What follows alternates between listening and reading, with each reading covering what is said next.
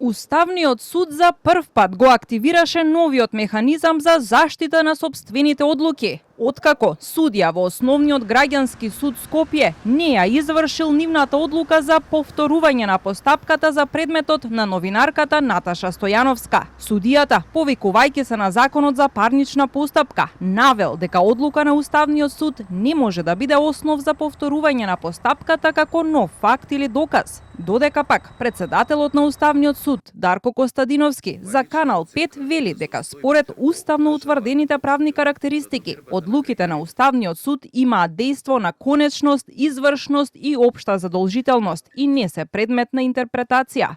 Станува збор за историска одлука на Уставниот суд и прва од ваков вид во 63 години уставно судство во Македонија. Целта и смислата на овој механизам и на одлуката на Уставниот суд во конкретниот случај е да покаже одлучност дека се грижи за извршување на своите одлуки и да испрати порака до сите субјекти дека неговите одлуки мора да се почитуваат и извршуваат и дека во тоа се состои суштината на уставното судство. Доколку било кој не ги почитува и не ги извршува одлуките на Уставниот суд, но и доколку тоа се игнорира и не се утврдува од самиот Уставен суд или од било кој друг истражен орган, се губи смислата на постоење на уставното судство. Сметам дека конкретната одлука води кон поголема уставна дисциплина.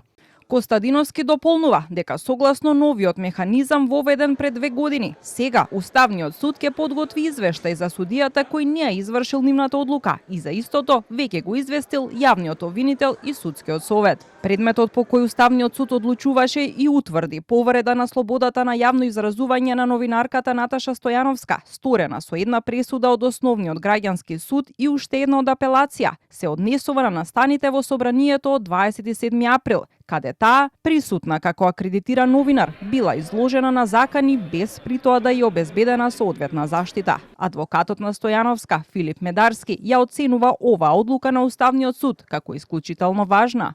За разлика од претходниот деловник кој упатуваше исклучиво на следење и извршување на одлуките, со новиот акт Уставниот суд добива проактивна улога и има можност формално да реагира доколку неговата одлука не е извршена. Со ова се зајакнува нивната позиција во однос на непосредната уставно-судска заштита на правата од член 110 алинеја 3 од Уставот.